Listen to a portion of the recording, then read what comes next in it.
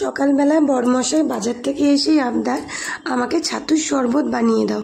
তো আমি বললাম একটু পরে বানিয়ে দিচ্ছি, হবে না, ওকে তখনই বানিয়ে দিতে হবে, কারণ ও যেহেতু রোদ থেকে এসেছে।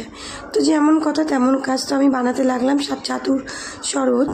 তো প্রথমে নিয়েছি ছাতু, আর নিয়েছি সাদা লবণ, নিয়েছি বিট লবণ, নিয়েছি জিরার গুঁড়া, আর নিয়েছি জল, নিয়েছি একটা গ্লাস, নিয়েছি একটা চামচ। তো এবার আমি তো বানাতে লাগলাম ছাতুর শরবত। ওকে যদি এখন না বানিয়ে দিও তো রেগে যাবে, তো আগে ওকে ঠান্ডা করি, তারপরে না হয় রান্নাবান্নাগুলো করব। তো এই ভেবেই আমি একটা গ্লাসের মধ্যে একটু জল নিয়ে নিয়েছি, তার মধ্যে একটু আমি 2 চামচ 3 চামচ ছাতু দিয়ে নিচ্ছি। 2-3 চামচ ছাতু দিয়ে নিয়ে এটাকে অনেকক্ষণ গুলটায় নিব। তো গুলটানোর পরে এটার মধ্যে আমি স্বাদ মতো লবণ আর স্বাদ মতো বিট লবণ দিব। তো প্রথমে আমি একটু জল দিয়ে নিয়েছিলাম, তারপরে উপর দিয়ে আবার একটু জল দিলাম, দিয়ে নিয়ে এবার এটাকে আমি গুটাতে লাগলাম। গুটাতে নিয়ে এর উপর দিয়ে আমি দেখো দিয়ে নিচ্ছি অল্প পরিমাণে লবণ, বেশি লবণ দিব না। আমি বললাম চিনি দিয়ে বানিয়ে দিই, হবে না, ও চিনি দিয়ে খাবে না, ওকে লবণ দিয়ে বানিয়ে দিতে হবে, এবং সাথে বিট লবণ আর জিরার গুঁড়া। আমি ঠিক আছে বানিয়ে দিচ্ছি, এভাবেই বানিয়ে দিচ্ছি। তো ওর কথা মতো আবার বানাতে লাগলাম।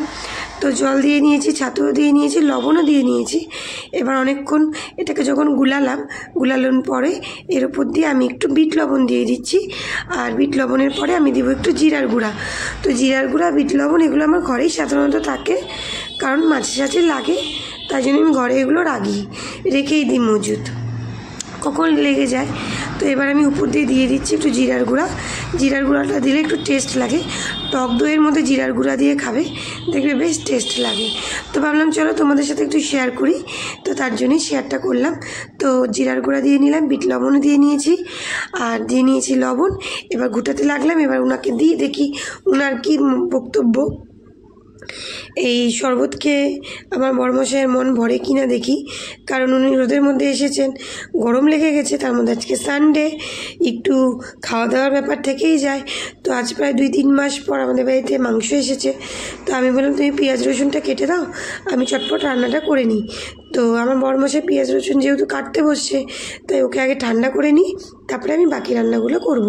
তাই জন্য তাড়াতাড়ি করে ওকে একটু দইয়ের ঘোল বা দইয়ের শরবত করে দিলাম, ছাতুর শরবত করে দিলাম। তো এবার ও খাক, দেখি কি বলে খেয়ে। তো চলো ওকে তো খেতে দিলাম, ও খেয়ে কী বলে শুনি। তো খেয়ে বলছে ভালো হয়েছে, খুবই ভালো হয়ে গেছে, আর একটু নাকি লবণটা বেশি হয়েছে। তো যাই হোক, ভিডিওটা এই পর্যন্তই ছিল। চলো টাটা, আবার দেখা হচ্ছে নেক্সট কোনো ভিডিওতে। ততক্ষণের জন্য টাটা, সবাই ভালো থেকো, সুস্থ থেকো, সাবধানে থেকো।